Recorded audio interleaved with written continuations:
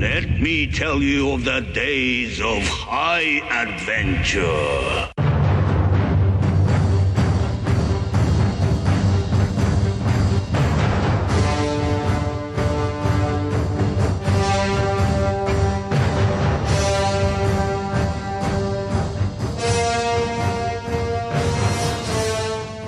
Hey everybody, I'm John. And I'm Kevin. And this is 6 Degrees of Schwarzenegger, the podcast where we take a long, hard look at some of our favorite action movies from the era of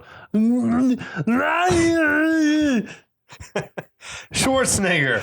He's the icon of the genre. Yeah. And we're taking a deep dive into some of these 80s and 90s cult action movies and breaking them all the way down.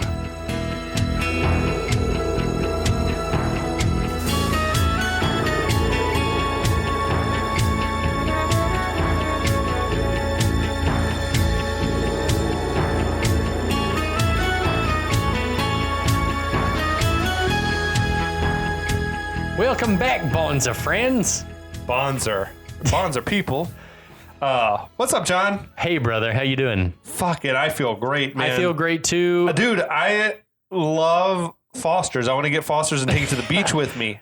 Ooh, Foster's at the beach would be an awesome, like, I feel like it's crushable. It's not, yeah, it's definitely crushable. It's not as boozy as a lot of beers. And it's got more flavor than a lot of well, I guess it is an American beer now, huh? It seems like it from judging from the can. I've been squeezing lime into mine. Oh, and shit. It's great. I've been missing out then. But yeah. Anyway. Why are we drinking Foster's, Kevin? John, this is an intervention. No, we're here to talk about Crocodile Dundee. If we ever do stage an intervention, promise me it'll be in Australia or New Zealand. Recorded. It'll be recorded for a podcast, but I want it to be at like a hobbit hole in New Zealand. It has to be on the set of Lord of the Rings. Oh my God. Or it's not going to work. Oh, so yeah, we're back. We're here to talk a little bit more about Crocodile Dundee. What? A 1986 fucking masterpiece, if there ever was one. It really, I mean, yes, you critics, if you're still alive, Roger Ebert, R.I.P. But like a lot of people didn't like this movie. But it stuns me.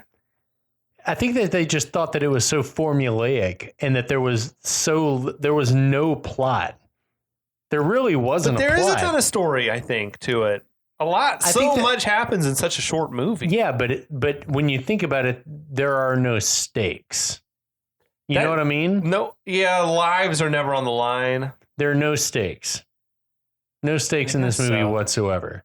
How do you mean? Like, if it doesn't work out, then it's fine and no one's the worse for it? Right. The movie is, she is traveling to Australia to meet this guy to write a story and then decides to, I mean, it only works when you think of it in the context of a love story.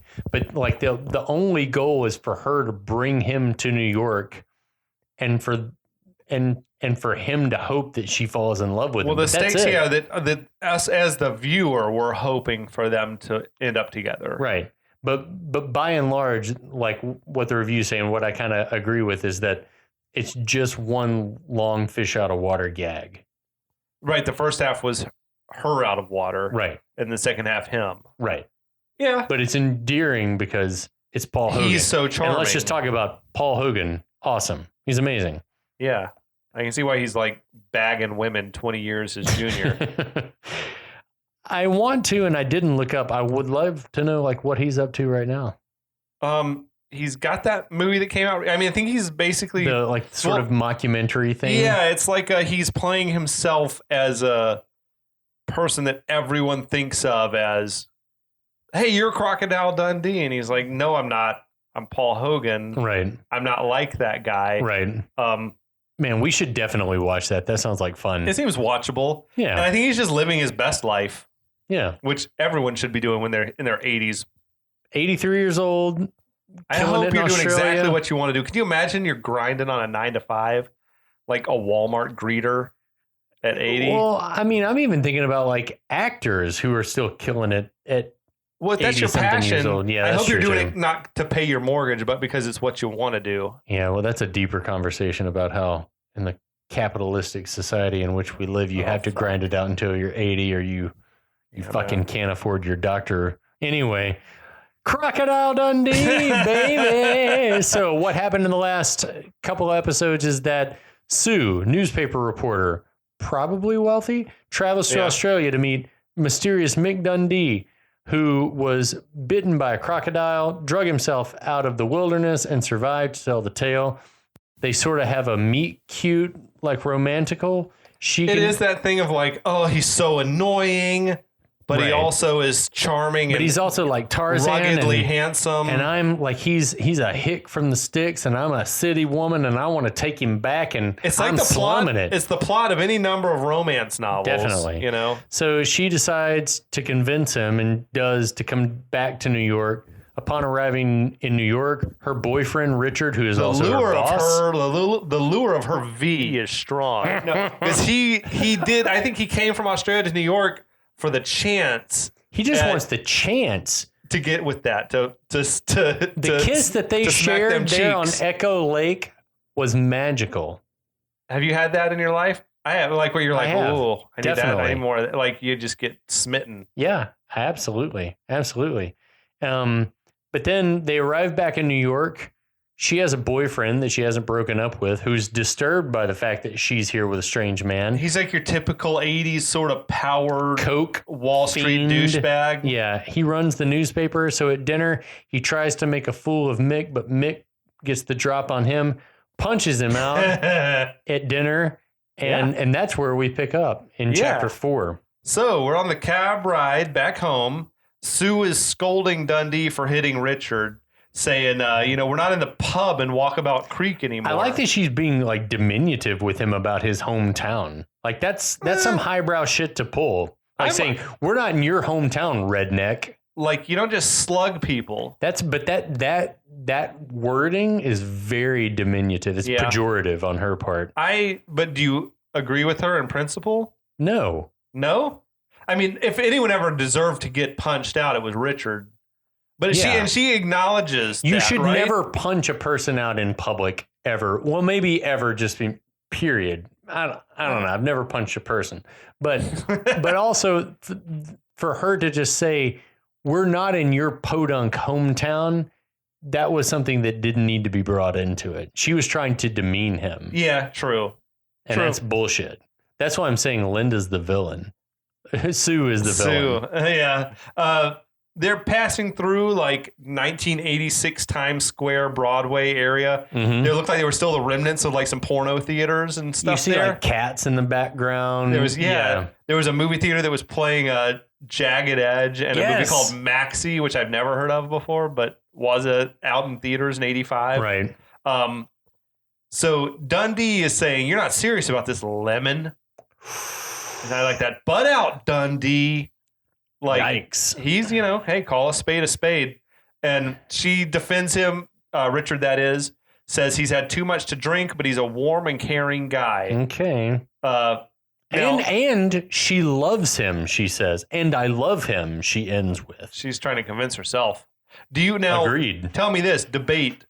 Do you think, does booze make you not behave like yourself, or does it bring out your true colors? Both. Okay.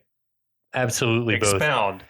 I think that whatever is happening in your mental space at that moment can be amplified. Yeah. So if you're feeling especially like affable, amiable, that it amplifies that. You could be extra happy or extra sad. If on the other hand, if you're feeling super vulnerable, irritable, hateful, that it can amplify that.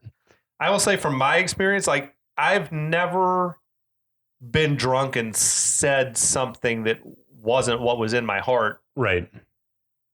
So I think it like can remove the filter. Maybe, for better or for worse. Exactly. Yeah, exactly. So I don't think you can say like he's drunk and that's why he was being the biggest asshole on the planet. It's like for that to be in you at all, like then it makes you think that being sober helps you keep a lid on that. Right. I think in this case, it was meant to amplify the fact that this guy's just because in the cold open, you don't get the idea that the guy's an asshole. But then for the rest of the whole movie, he might have been a little controlling from the get-go. You were supposed to be back here a week ago. Yeah, like he might want a woman who he can keep. I don't know. Agreed. No, totally agree. I do but we press on. At this moment, Richard thinks it's the perfect time to puke in the cab. To interrupt to say he needs to throw up, which there was a great moment where Dundee looks, satisfied, and Sue was like, "Jesus." It's a good laugh awesome. moment. Yeah, it is. So they pull up to somebody's like pimp ass brownstone. Do you think that's Sue's place or Richard's? She said earlier in the movie that she lived downtown. There are no brownstones downtown. That's Richard's spot. It must have been Upper East Side, Upper West Side. It would have had to have been like the upper part of Manhattan for them to live in a brownstone. That was Mac Daddy, that house. Yeah, badass. So Sue tells Dundee, rest up because we got a big day tomorrow. I love this bit. Dundee tells the cabbie, let's go to a watering hole. You want to have a drink with me? That's what the fuck I'm talking about. I fucking love New York. So we'll go ahead and establish the cabbie's name is Danny.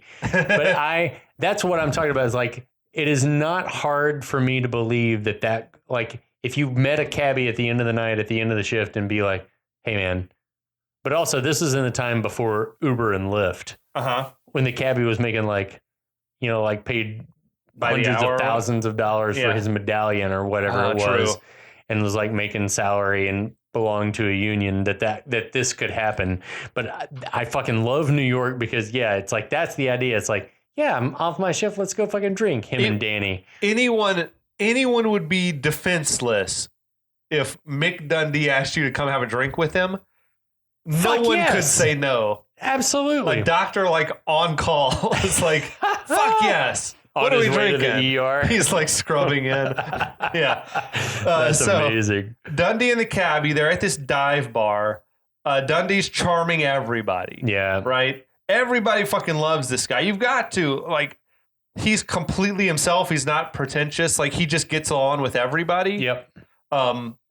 He's dapping it up with this pimpish type character named Buzzy. Yeah, there's this whole back and forth misunderstanding. The two of them don't understand what the other's saying, but they respect and laugh at each other. It's all good. He's like, hang loose, my man, and he's like flat out like a lizard drinking, whatever the fuck that means. And then Buzzy's like, say what? He's cool. He's like, say what? And then Dundee's like, what? Now there's a woman there, Gwendoline. She's taking a shine to Dundee. Right. She's invited him to come back to her place, basically. The cabbie's pulls Dundee aside, tells him Gwendoline's transgender, only using much more crude language. Right. I did a search and tried to find a word that, and I'm not trying to say that there's such a thing as homophobic light. But I think that at this time that it was probably more homo ignorant, if there is such a term, and it's not like a judgmental thing. It's like sensibility about the terminology and being respectful to other people didn't really exist. And unfortunately, Danny the cabbie, I don't think he's saying it in a hateful way. He's just saying, "Hey Dundee, be aware. That's a transgender person. Right. If and then make your decision." Right. So that character Gwendoline is played by a person named Anne Carlisle. She was having a real moment in the New York City scene at that time when the movie came out. She had a successful stage show where she would perform half the show as a woman and the other half of the show as a man. That's awesome. She was definitely doing this androgynous sort of thing. Are they still active?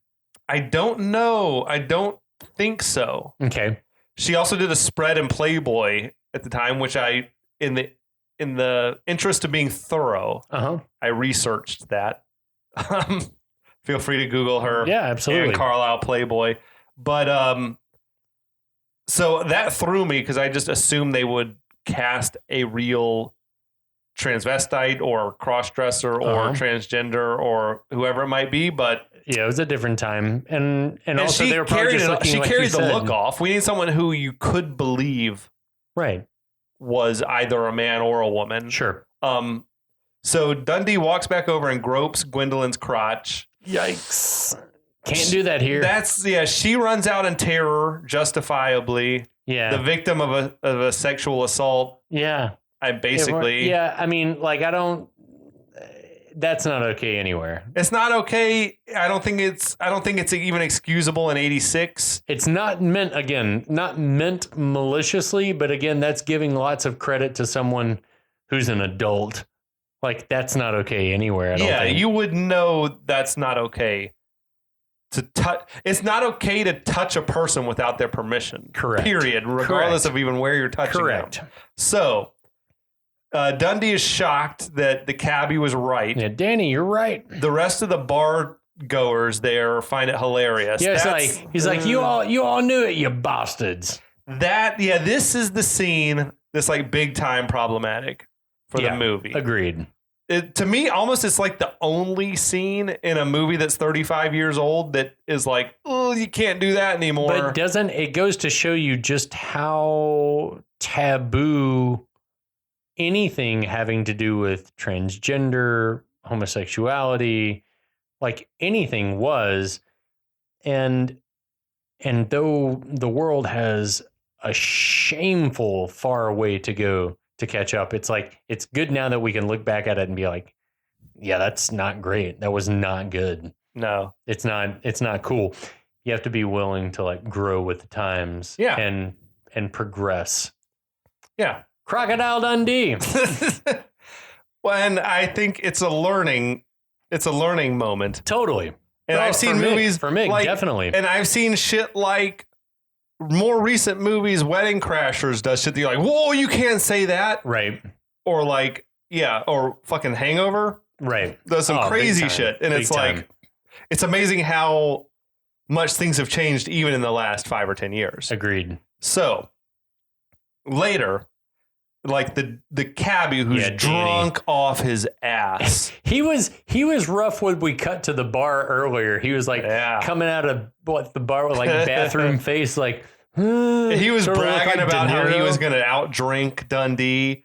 I don't think so. Do you think that Dundee's been drinking as much as Danny has all night? Oh yeah. I think he's got the supernatural like ability to process that shit. He's got that super liver. So now, Danny is so drunk he doesn't know where he parked the cab. He goes off looking for it. That's a rough feeling. The cross street there was Avenue B. I saw that. Which is like that's East Village neighborhood, which makes sense. Like a cool neighborhood, all sorts of just all different kinds of people. Random people, yeah. It's those are the people you want to hang out with. Some of the artsier neighborhoods in Atlanta, like Little Five or something. It's like just any type of person might walk in. Awesome. Now, Dundee spots a couple of hookers there. They're giving him the eye. This is Simone and Carla. Hey, girls. I always had a thing for Carla, too, the blonde. She was like super cute. They both had it going on for like hookers. Yeah. I mean, I think Simone had like a big sort of like curly wig on. Yeah, curly black wig. Right. And then Carla had like a curly blonde. They both looked like they'd be in the cast of Chicago or something to me. Yeah, they were like it was Jamie Lee Curtis in Trading Places type hooker. Yes. We're like, this is too good to be true. Right. Like, people don't look this good. Yeah, not hookers. So not outside of Vegas, I guess, or whatever. So. And to all the New York hookers listening, well, they have to be high-end girls. We've never been to the East Village on a Friday night at 2 a.m. I don't think the high-end girls aren't hanging out on the corner. Right. So Dundee naively goes over. He tries to chat him up. One of them, Carla, recognizes him from the paper. She's like, I know you. You're the crocodile guy. I've been reading about you. She's like, he's like a regular Tarzan. Wrestles crocodiles, eats snakes. Is this your first trip to New York? I will say that Carla's delivery of these lines and then the lean in and the way that the director, Feynman, captured this lean in from her, and she kind of looks over her shoulder up at him like, is this your first trip to New York? Like, that was fucking like, she's so charming. I wish that shot should be the banner shot for a whole publicity tourism campaign. Is this your first trip to New York? It's fucking awesome. She's a killer actress. Like, she could have been the lead, I feel like, you know? I agree. So anyway, I like, Dundee's like, it's my first trip anywhere. And then Simone's like, well, hell, we might just have to give you one for free. Said no hooker ever. What? He's like, yeah. What? He doesn't know it. He was about to have himself the night of his life. Here's what. Does he not know what a hooker... Are there no hookers in Walkabout Springs? Or maybe they just don't look like Simone and Carla. I don't know. No, there's probably... Well, that is the oldest profession. And I'm telling you... Can you not go anywhere there's not a hooker? Any town that sprouted in Australia is probably a mining town. Truly, the more rough and tumble the town, the more likely it is that there's sex what I'm work saying happening. Is it because he was raised by a tribe? Yeah. He grew up like... Then here's what. This movie should have doubled down on the fact that he was raised by a tribe and had very little contact with the outside ne'er-do-wells. He's a fucking Julius Benedict. Yes, exactly. He's naive about everything. But I that's the way I read it. He is naive about like the bad parts of humanity. But the fact that he would never, that he had never spoken to or been approached by a hooker is unlikely. Mm. Well, I don't know. Have you ever been propositioned They're in the by Bible. a hooker? Have you ever been propositioned by a hooker? No. I haven't either. I'm trying. Actually, I have. I've been in China. Vegas, and I've been in Vegas, China. and there's like, their fucking business cards are littered everywhere on the streets, like sidewalks. But yeah, I don't think I've ever been on the right street corner at the right time of day to have them solicit you. Right. You know, I have, and it was by accident, and it was in China, and I didn't understand the language. How old were you? 18. Okay. Yeah, and I was like, I can't. I don't know what's happening. But so that was like, I would say Dundee was like moments away from having the night of his life. Yow, Simone and those Carla. are chicks had it going on. They're beautiful. They're beautiful girls. I love that he's suggesting like we could go to a dance. Amazing. That's my favorite part is that like before getting into the confrontation that's just coming, like he's a genuinely decent human being suggesting that they go to the movies. Let's get to know each other a little bit. Like, I love that. I love it. So as the conversation continues, their pimp walks up and he's scolding the women for not working. Dundee tells the guy, beat it. I'm making progress. That's awesome. That was a great moment. I was talking to the ladies and making progress. That gives them a little nudge, Wing, wing, sign them all. I like the pimp is like, are you going to talk all night? Or are you going to screw one of them? This dude's name is John Snyder. Okay. And I looked him up because I love when we do these things to like look people up and find out what they've been doing since. Oh, shit. Okay. This guy, and it's not that he's done any one specific thing except for that he has been in, he's been in tons of movies and shows, like TV shows and stuff, but he's made a career of that and being a voice actor, especially for anime stuff. Like he was in Akira and Cowboy Bebop and all these things. Like this guy's been working steady, like hard since this decade. He started working in the 80s as a voice actor for Japanese anime. That's badass. And has been slaying it, like absolutely killing it. And so awesome. John Snyder, we're probably gonna hit you up on Twitter. Yeah, we're gonna like hit you up big time because we're fans. So you're telling me he's not a real life pimp, is what you're telling me. I'm telling you, he doesn't do this sex work stuff for a living. That was not great dubbing. Because like they chopped out an F-bomb. Yeah. And that's for the PG-13 rating? That was to get it down to a PG-13, yeah. The TV version I grew up watching, you're going to like this. I will. He said, you're going to talk all night or you're going to make it with one of them. Oh, so he didn't say screw? He didn't say screw. They edited screw out to say, you're going to make one of them, which is like, that's your shit. I streamed it on Amazon. And he said screw, and I was like, that ain't what he said. That's not what he said. That lips don't sync up at all. Now, again, Dundee clocks the guy. Tiger uppercuts. That punch that punch is dangerous, man. He laid him out one punch. Just then the cab comes screeching up. Danny hops out. He's wrangling Dundee into the car. I should have been home hours ago. You think he's got like a family at home? Up in Queens, baby. Or in the Bronx. Awesome. Dundee apologizes to the women for the pimp's foul language. The women seem like sort of taking pleasure in seeing him hurt. Aw. Yeah, I love that shit. Dundee smartly insists, why don't you let me drive? Is awesome. This is a good bit. Then he's like, well, no wonder you're such bad drivers. Here, the steering wheel's on the wrong side of the car. My favorite is when you hear the tire screech and horns blowing. It's like, get on the right side of the road, you pelican. I want to start calling people, you pelican. It's a great joke, but he is noticed by now that the cars drive on the right side of the road here. That's what I'm saying. It's like, this gag is like, no, it doesn't work. Now, I guess it's got to be, the next day.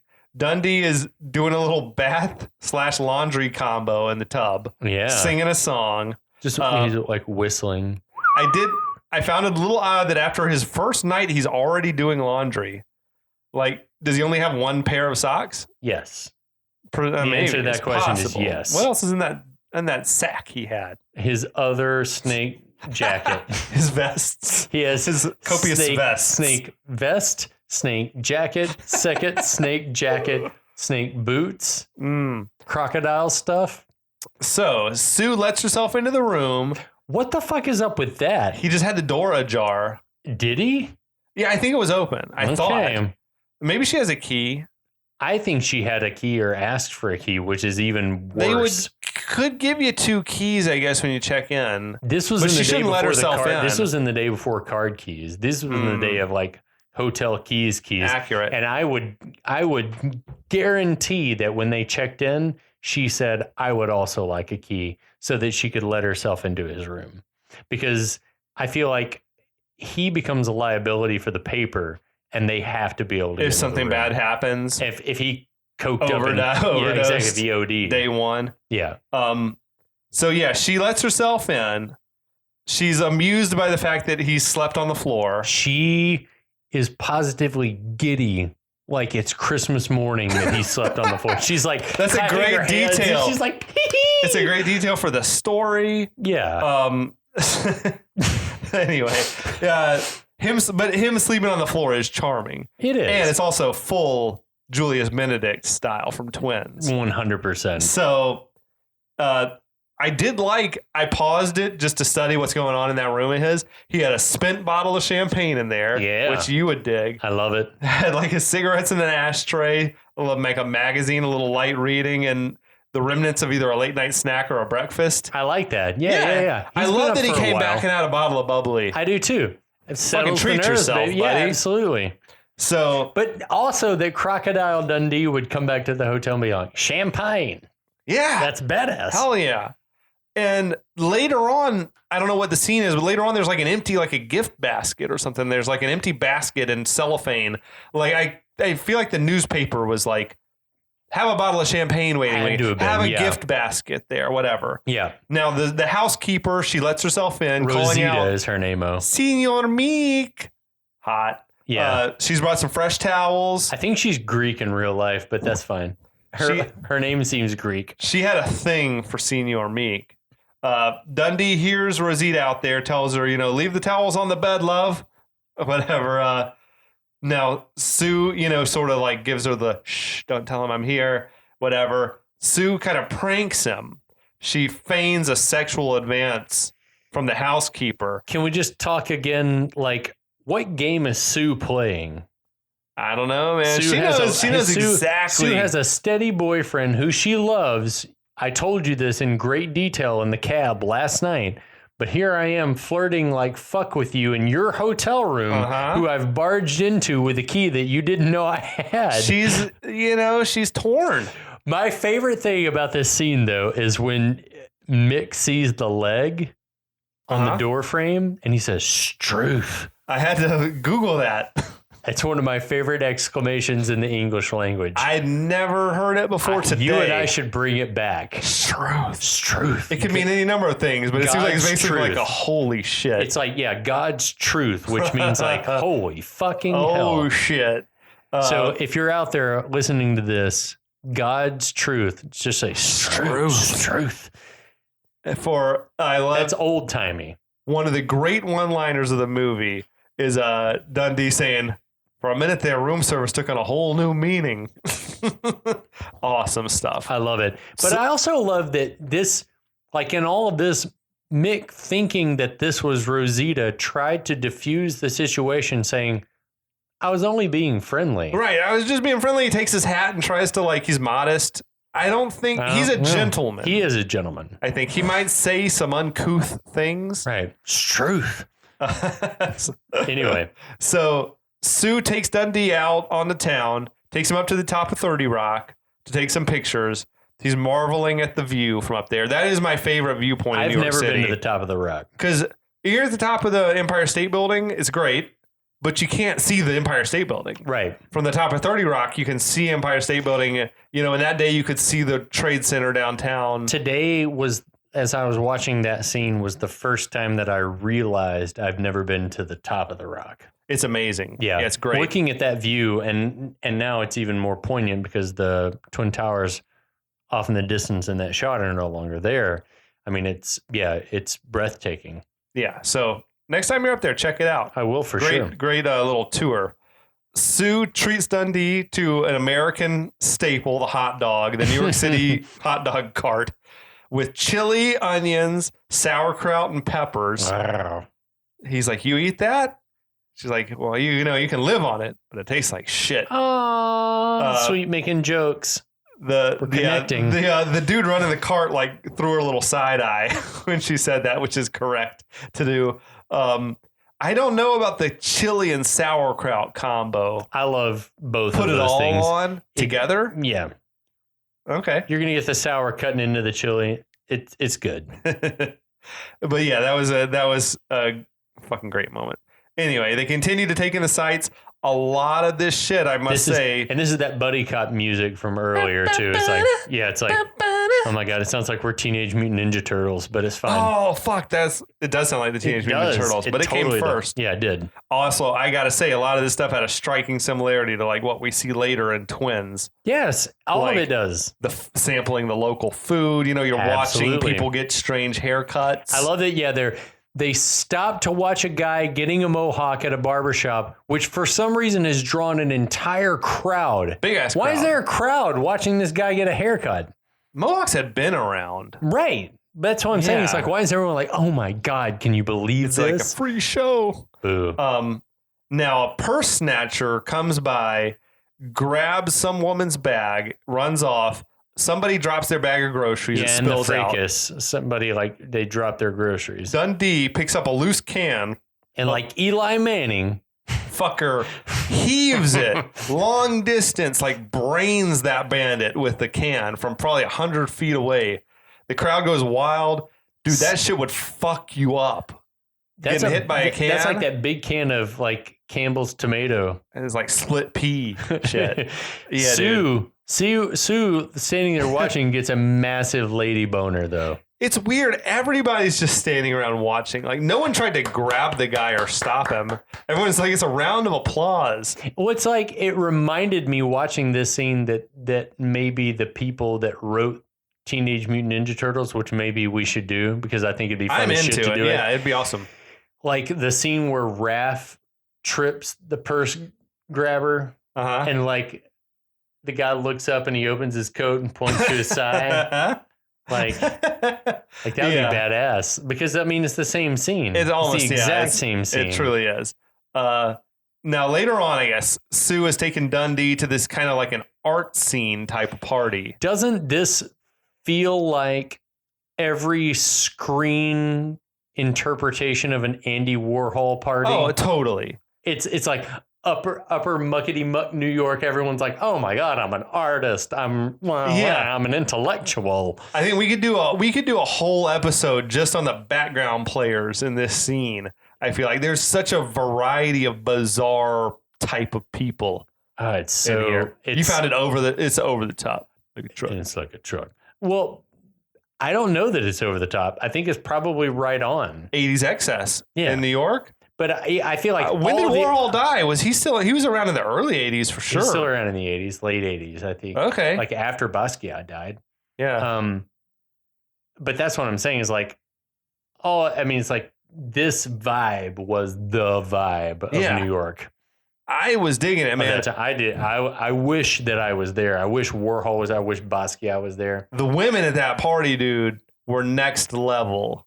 Sue looked incredible as well with her little form-fitting dress with the weird cutouts. It was like red spandex cut out like a... No underwear was worn with that dress. She looked like pasta. She was like a... Yeah. She was like a piece of pasta. Amazing. All kind of cutouts. Now, they bump into Simone there, which is an awesome touch. She's there with an older guy. Simone, the streetwalker, is there with this older gentleman who Dundee is like, it's nice of her dancing with her father. That's like endearing. That. Yeah, she's like, Sue is like, boy, we got to get rid of some of that country boy shine of yours. What is she? Does she want him to get rid of the country boy shine? She's charmed by it. I think she's just like, you got to be no less naive, I guess. Yeah. Dundee, I noticed, was getting like a lot of attention from the women at the party. He sort of fit right in with these other loud characters, you know? Yes, because everyone in that room is their own character. Yeah, it was like a total like pretend, like affectations and weird wigs, and I'm dressed like a Native American. There was some, or like, just weird shit happening. They're weird tropes. Just a room full of tropes. Yeah. So Sue, she introduces Dundee to this woman, Fran. I love this. This scene has been burned in my mind for my entire life. Is this older lady? I think she's the host of the party. Yeah, that's the vibe I get too. She's got like a young boy toy at her side, which is great. Good for her. She's got a very deep voice. She's got a B. Arthur thing going on voice-wise. Yeah. So Dundee leans in and gropes her crotch. Not okay. You still can't do it.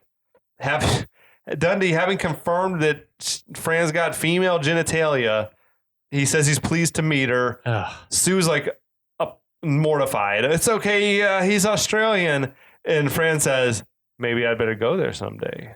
Get it, Fran. She was into it. Yeah, I'm telling you, man. You just can't do that, though. No. As they continue to mingle, Sue like gives Dundee sort of a "what the fuck are you doing?" look, and Dundee's like, "I'm just making sure." Making sure, what does it matter? Someone's got to tell him you can't do that. But also, what does it matter? Yeah, she wasn't propositioning him? It's extra weird. Yeah.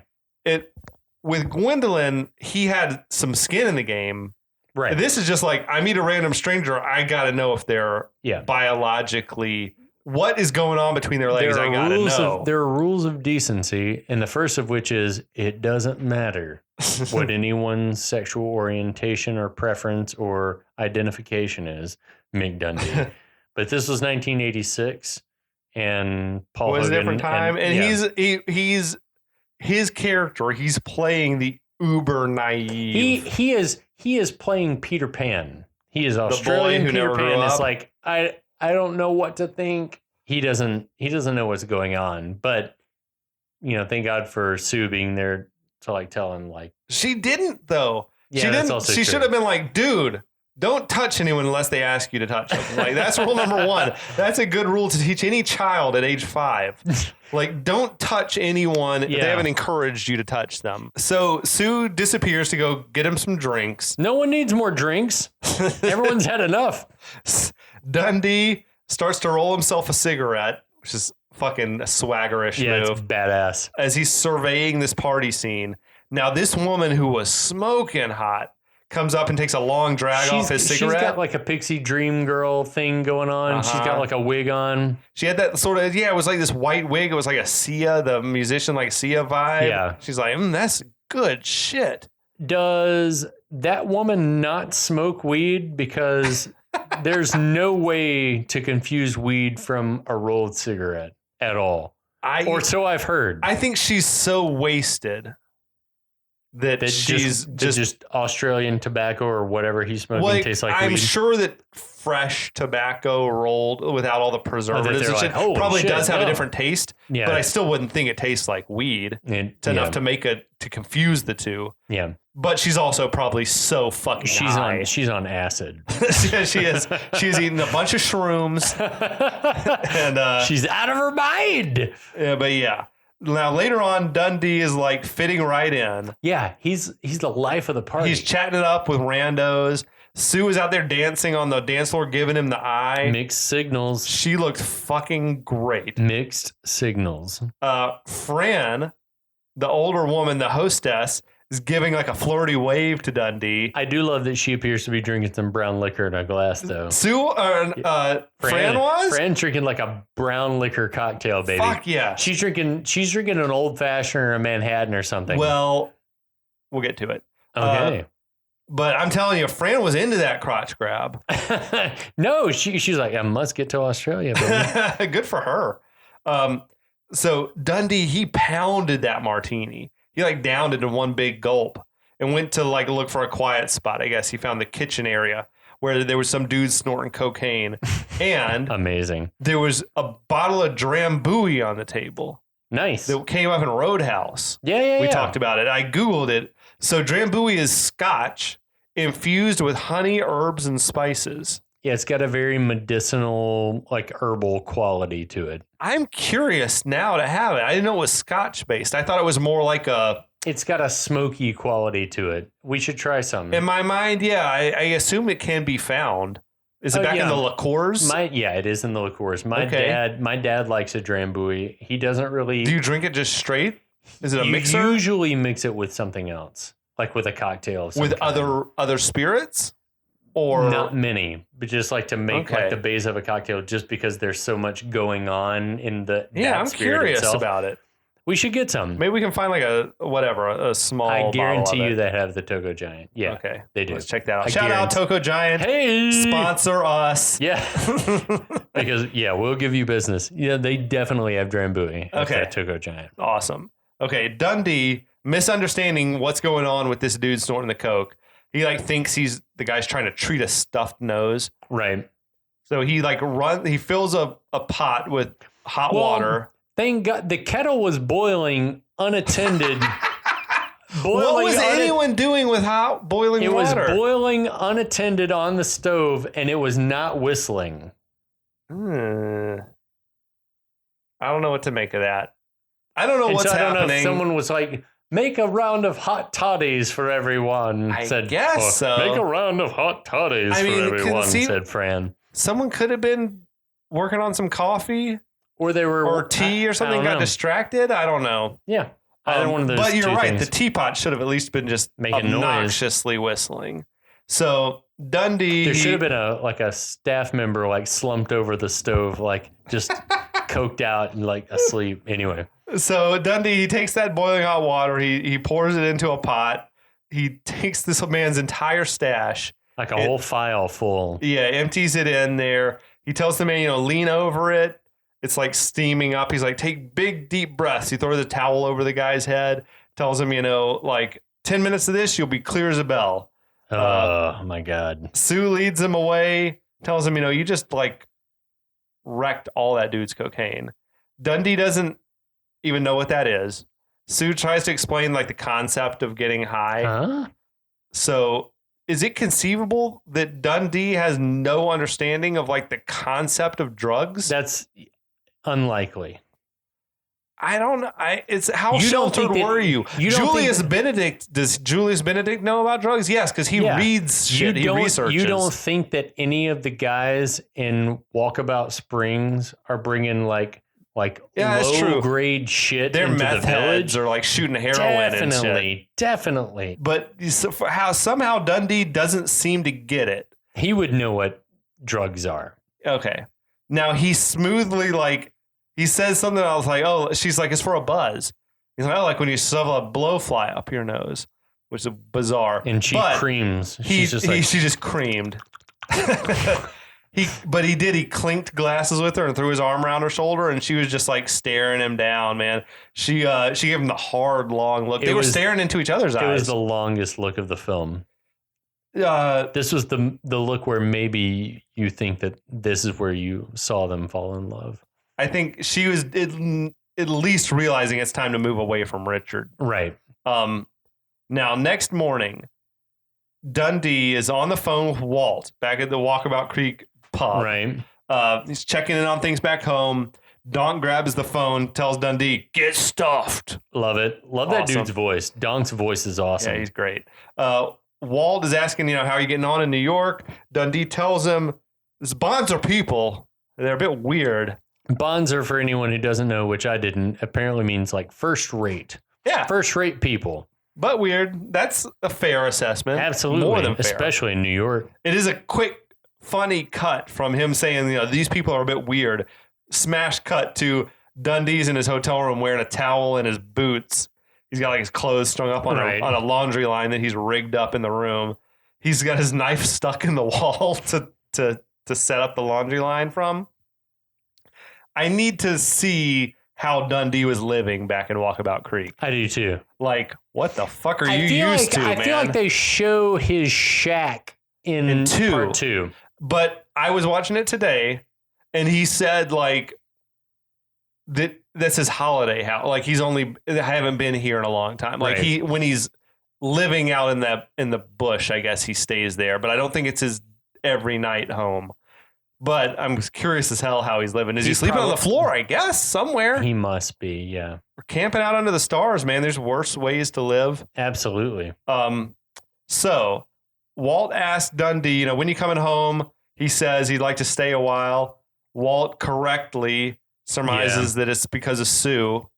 Now, Dundee says, well, for starters, she's a better kisser than Donk. But at this point, at least in the movie, they haven't kissed since before they left from Australia. I almost got the impression that scene where they were staring into each other's eyes, we're supposed to... There might have been a kiss that got edited out there. I wonder that is like... The scene seemed to cut short to me. Is he hanging on to the moment of like where they kissed by Echo Lake, or has something happened while he's been in New York? I think they filmed something happening at that party. Okay. But I think they cut it out so that we're supposed to think that nothing has happened since Echo Lake. Gotcha. But it's weird now for him to be coming clean about kissing her when previously in the immediate aftermath, he's played it down. Well, now we're separated by phone lines and scruples. So Walt tells him, keep in touch. He hangs up.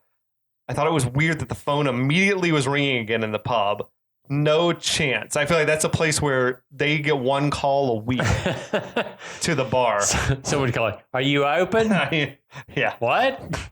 So later that night, Dundee, he's walking Sue home from somewhere. Where have they been? Out to dinner? By themselves? Without Richard. Press tour? Sightseeing? What are they doing? More sightseeing? Maybe she could have taken him to like a Broadway show or something. Oh, that's so I'm trying to think, what would you do with someone? But okay. They're on their own. We've arrived at the most iconic moment of the whole movie. Oh, yeah.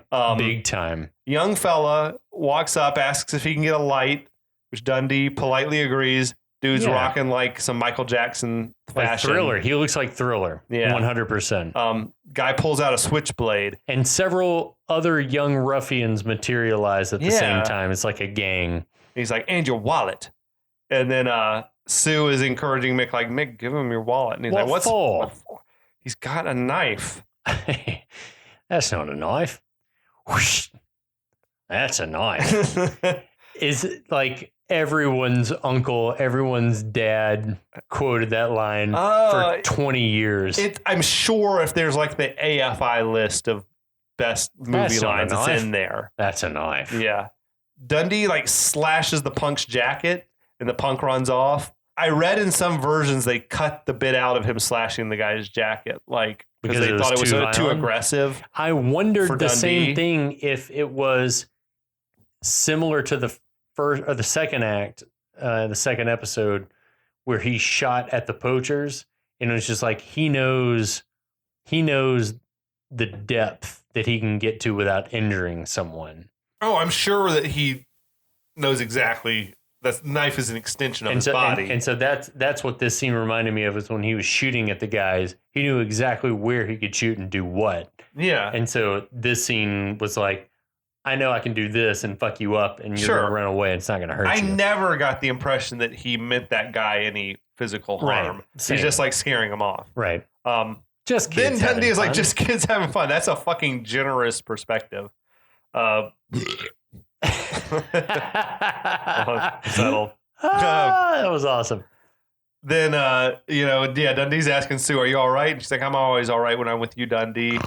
She's like, God, what was that noise? What was that? That was me like snoring at her. It's just like, God, that sounds corny. Yeah, Why do you it always does. make me feel like Jane in the Tarzan comics? Because you keep bringing it up. And Dundee sort of thumps his chest and gives a little Tarzan yell. It's a nice moment. She moves in for like the passionate kiss. She is straight thirsty. For sure. She's like, oh my God, how long can I take to get over to you to kiss you? That was the real deal kiss. Like, Sue has got herself a problem. Yeah, she is two-timing Sue at this point, like big time. We've spoken. Now, we can't just move on from this scene. Like, we've spoken about movies past. Yeah. That there's a scene that feels like the whole movie revolves around this scene. Right. But, like, this is next the level. Ellis scene? The Ellis scene, the the meatball subs. But this Utah, give me two. Give me two. This shit though is next level. Like the give me that's not a knife. Yeah, that's like there's not too many examples of movies where the scene is so iconic that people who have never seen the movie before know that scene, or they know what line that movie's from. Well, let me ask you a question. Bring it. If we were to poll a few 18 to 28-year-olds, would they know what that line comes from? Or would they recognize the line? The 18-year-olds recognize it. Like, I've heard that before. Sure. I'm just saying, would they recognize it? I've heard someone say that. Would you think that they recognize that line? Because it was ubiquitous when we were kids. I think 75% would recognize it. That's generous. Okay. I don't think they'd know what it was from. But people in the 28 to 48 age group, I would say probably about 90% plus know what that's from. It's like the I am your father type shit where you're like, I never seen Star Wars, but I know that is a line from Star Wars. I'm going to teach my kids that line. Or like there's no place like home type shit. Oh man, thinking about a generation of children that have never seen Wizard of Oz. That blew, or Sound exists? of Music. I feel like there's people still watch that. Man, I hope so. Yeah, because so many kids They don't watch TV. They don't watch TV. They don't watch TMC. It's not on YouTube. Where yeah, exactly. If it's not on YouTube, are they watching it? And so that's my fear is that as hard as people like George Lucas, God love him for both preserving and destroying film, has fought for the preservation of film. He fought for preservation of film in a medium, TV, which is now subscription based, and that a lot of kids are going to be like, if it's not on YouTube, I'm never going to watch it or whatever. There's some shit like Wizard of Oz, for example, should be available for free, absolutely, all the time, absolutely, like on every platform almost. Like whoever owns the rights to an MGM should just be like, it's free everywhere because everyone needs to see this shit. Like anything that's in the Library of Congress almost should just be free to watch. I agree with that as well. Because that's this moment that's a knife.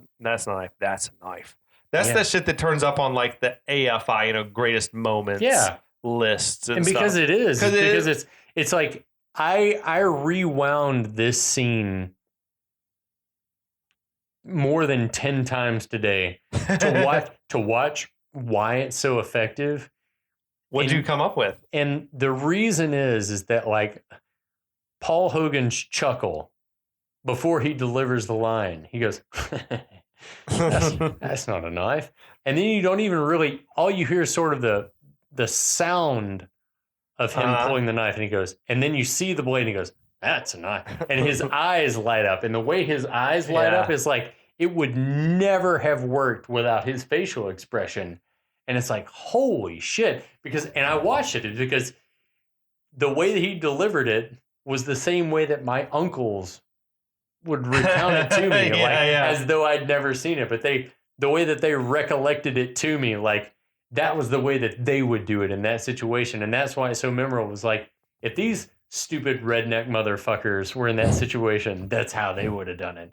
And so it was just like, it was so real because I could see him immediately in members of my own family. You know what I mean?